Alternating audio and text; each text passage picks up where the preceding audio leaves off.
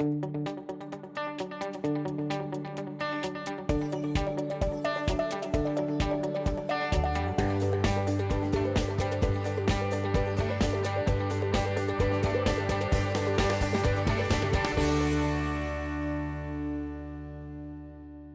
genius of mind mapping. In this short first word video, I'm going to share with you how you can use mind mapping to accelerate your success tremendously. I'm John Bowen, CEO of CEG Worldwide. And this genius of mind mapping, the title, it comes from one of our coaching clients. And I know, hopefully you get a lot of emails from satisfied clients. Well, we do as well. And I want to share this one email. As a matter of fact, let me blow it up as I bring it up here. And I'm going to read it to you. And this is a financial advisor who was not growing when he joined our program. And he had just been in a very short period of time. And it is 6 months. And he wanted to share this experience. So this came in late one night. And let me read it to you. I know I've said this before, but this mind map process is genius. This month, I met with 3 prospective clients, prospects, all referrals between $2 and $5 million, who I took through this process. All were competitive situations. One of them had met with 4 advisors already. I got all 3 clients, including the one last night, 56-year-old woman going through a divorce with $3.5 million. Once they see the TCP stands for Total Client Profile, and I'm going to show you how to use that mind mapping technique. With their whole life in color on one sheet of paper, the other advisors don't stand a chance. From October through March, so the 6 months he was in the coaching program, it's a year-long program, my assets will be up 20%. After 12 years in business, to grow 20% in 6 months is pretty good, don't you think? And it isn't with home runs, just a lot of doubles. Did I mention genius? This is genius, like fun genius, not sweating genius. That's all. I hope you guys are doing great, and thank you. Well, getting emails like this are always fun, but what we know is this is helping this advisor really address the client's needs. Now, some of you are familiar with mind mapping. For those of you who aren't, you look at mind mapping and you see, this kind of the brain, and we're thinking we're mapping out the mind and so on. And no, that's not the case. You don't have to go back and take a class in biology and so on. What we're going to do is, let me show you how we think of mind mapping. And this is really kind of the baseline. And let me blow it up here. So we start with, think of a single sheet of paper. In the center should be the subject. And if we're talking about the case of a total client profile, so we're using it in the very first meeting, discovery meeting, this will be the client or clients, the couple, let's say. And then we're going to ask a series of questions around various themes. In our process, we use 7 themes, which I'm going to show you. And then the responses are branches, and then if we go further, they're called twigs. And that's really the mind map. But the beauty of the mind map, particularly if you prepare it in front of a client or prospective client, is they see you capturing all this information. Now, how do you do that? Well, you're going to ask questions around 7 major themes. So let's go over each of those. We start with values.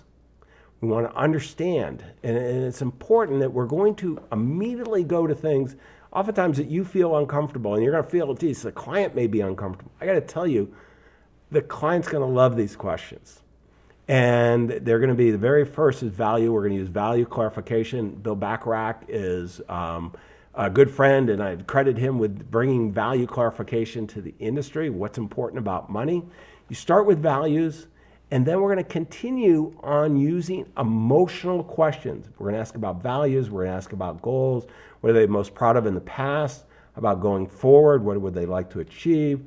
What are the most important relationships they have? And this is not only family members, but it can be an awful lot more different people. It can be also relationships with pets. It can be religion. It can be political. It can be all kinds of social and so on. So we want to understand what's important to them. Then these are the initial emotional questions. 84% of the affluent clients want to connect with us first on an emotional level and then justify engaging us logically. Most of us try to do it from logic in the beginning because we're logical. That's not the way. We want to dive to the next set, the fourth theme, which is assets and liability. This is where we're going to get all the financial information. We're going to ask them about their advisors.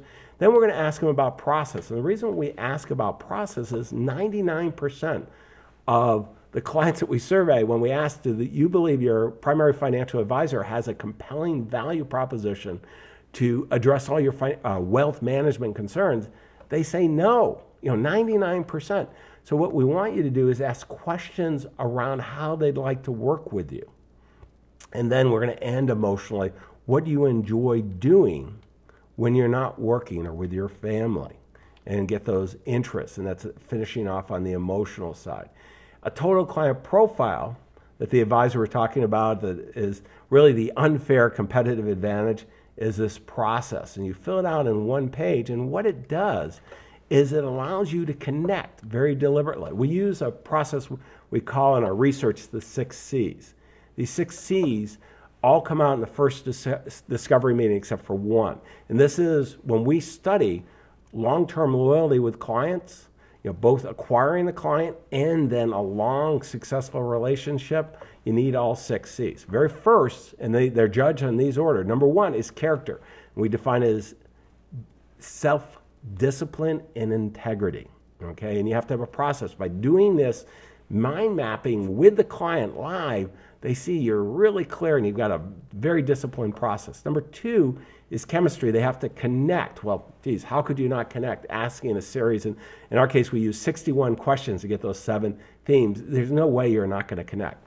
3 is caring. There has to be empathy. And it's really that they want to know that you get them, you understand them. Well, of course, you're going to do that after all these questions. Number 4 is competence, and particularly in the first meeting, people judge you not by all the initials after your name, they judge you by the quality of the questions that you ask. This is where the brilliance comes in. Now, number 5 is cost effective. It's not working with the affluent, it's not low cost provider, but it's high value, and that's we're going to do through the experience, but we don't know what the costs are going to be until the next meeting, which we call the investment plan meeting. So we're going to defer cost structure until then. And the last, most important one is a consultative process. They want to see you have a thoughtful process, and clearly this is the case. See, what we do is we use mind mapping, with the clients. It's a big differentiator. Very few advisors, low single digits. Our estimate is about 1% actually use it in their discovery meetings. But it's not limited there. I use it for to-do lists, any creative process. Matter of fact, one of the creative processes that I use has been so powerful is we write a lot of ebooks and webinars and all kinds of action guides and white papers written, and we have a workshop that we teach in the coaching program that's raised billions and billions of dollars, is this informed investor. And this is kind of our classic design. You can take that and use a mind map to get your thoughts all organized.